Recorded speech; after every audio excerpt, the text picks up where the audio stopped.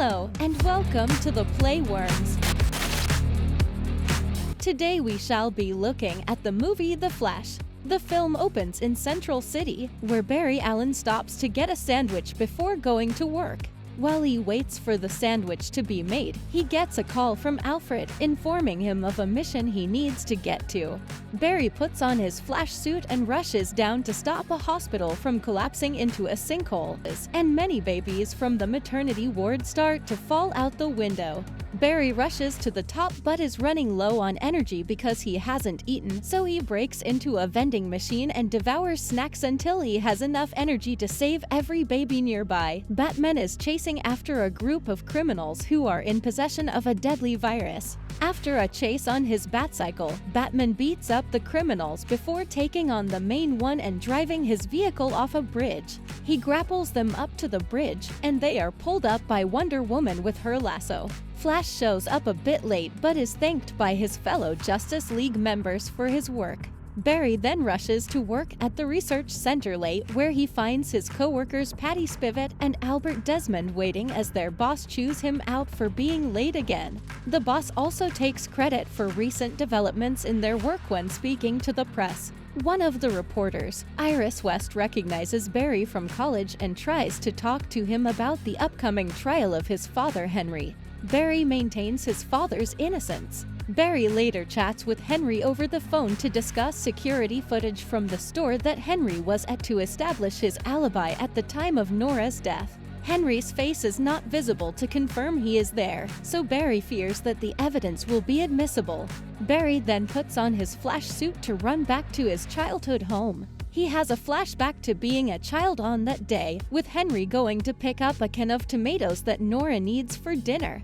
When he returned, Henry heard Nora screaming and came into the kitchen to find her with a knife in her chest. Barry could only watch in horror as his father held his mother dead in his arms. Barry then proceeds to run incredibly fast, to the point where he starts to see all of the day's events, up to the point where he had to save the babies. He realizes that he can run fast enough to go back at least a day in time, which he relays to Bruce. When Barry proposes that he can go further back in time to save both his mother and Bruce's parents, Bruce tells Barry that sometimes they need to go through these traumatic events to make them who they have to be. Bruce leaves, and Iris shows up to meet with Barry about Henry's case. After some discussion, Barry comes to a conclusion that there is a way to undo Nora's death. Barry reaches the 18th year of his life. Another villainous-looking speedster emerges and knocks Barry out of his speed force, landing him back in front of his house. Barry enters the house and is emotional at seeing his mother alive again, as well as having Henry not be in prison. Just as he's having lunch with them, he is stunned to see his 18-year-old self, let's call him Barry 2, approaching the house. Barry intercepts Barry 2 and takes him to his room, where he explains his superpowers and the future he came from. Barry 2 then mentions that the date is September 29th, which is the day Barry got his powers. The two Barrys go to the research center. Just as Barry 2 begins panicking, Barry stands in front of him right when the lightning strikes, hitting both of them. They begin to flee as the guards arrive, but Barry sees that he cannot phase or run fast, meaning he's lost his powers while Barry 2 has successfully acquired them. They return to Barry 2's apartment, where he begins to have reckless fun with his powers until the older Barry has to get him to be more responsible. The next day, just as Barry gives Barry 2 his suit, they find people crowding around to watch news about General Zod and his army of Kryptonians arriving on Earth to find who Barry believes is Superman. They go back to Barry 2's apartment to find that Patty and Albert are dating and also Barry 2's roommates. Barry tries to find other Justice League members in this timeline, only to find that Victor Stone hasn't become cyborg yet, Thomas Curry didn't marry Atlanta and have Arthur, and Wonder Woman also doesn't exist. Everyone else confirms that Batman does exist, so Barry heads out to find him. The Barrys go to Wayne Manor to find Bruce. He has become more bitter and retired his duties as Batman since Gotham City is now safer than ever. After Barry explains himself and his alternate future, Bruce tells Barry he ended up opening other timelines in the multiverse. Bruce also declines to help them locate Superman, so the Barrys sneak into the Batcave and begin to do some research on Bruce's computer. After some time, Barry gets annoyed with his younger self's immaturity and goofiness, but he cannot bring himself to admit why he went back in time in the first place. Barry then talks to Bruce over the camera and manages to convince him to help. Bruce dons the batsuit once more and gives the Barrys a file in which it is stated that a Kryptonian is being kept prisoner at a facility in Siberia. The trio uses the Batwing to fly to Siberia and infiltrate the base. They find a chamber that contains not Kal-El, but a young Kryptonian woman, Kara Zor-El.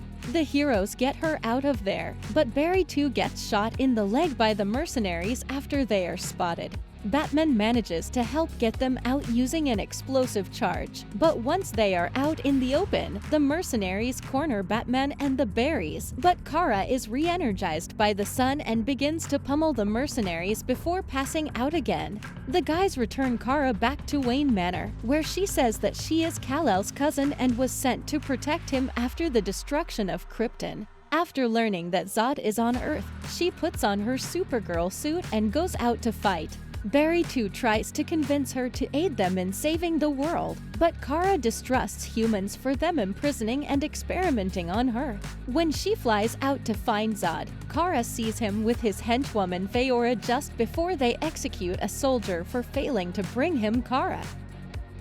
Barry then asks Bruce for help in recreating the lightning storm to give him back his powers. They set up a machine to do it, but after the initial lightning strike, Barry too tries to get Bruce to stop because Barry looks hurt, though he tells Bruce to turn it on again. The circuits in the machine end up fried, but Kara flies in and pulls Barry high above the clouds to get a more effective lightning strike that successfully returns him his powers. The heroes then resolve to go out and stop Zod. Zod prepares his world engine to terraform Earth as he previously tried to.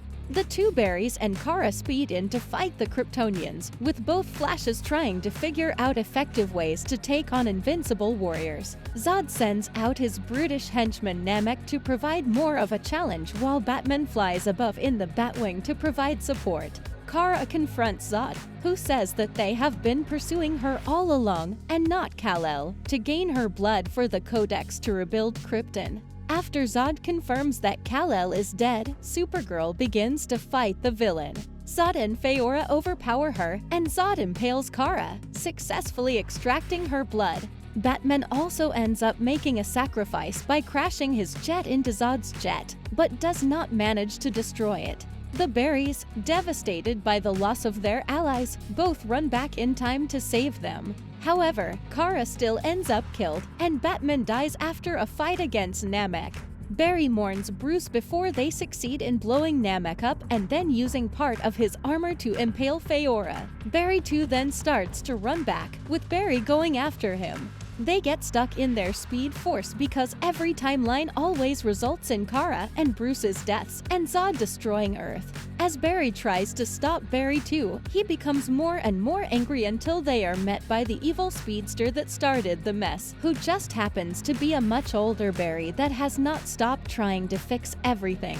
As a result, multiple worlds and timelines begin to collide, featuring different an alternate Batman, alternate Supergirl, and many alternate Supermen.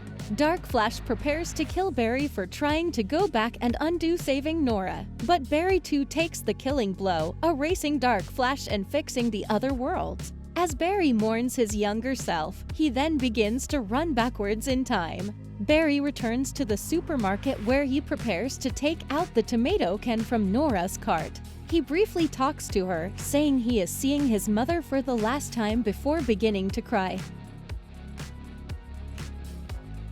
He then returns home to his timeline, but not before noticing the security camera at the store. Barry shows up for Henry's trial, where his lawyer brings up new footage that has been enhanced thanks Barry moving the camera to get a better look at Henry. This effectively proves his alibi and his innocence. After the trial, Barry runs into Iris again and makes dinner plans with her.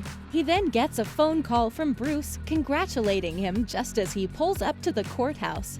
Barry is then shocked to see that this is not the same Bruce he knows. After the credits, Barry hangs out with a drunken Arthur. Well, here ends our today's recap. Consider sharing the video and subscribing to our channel to support our work.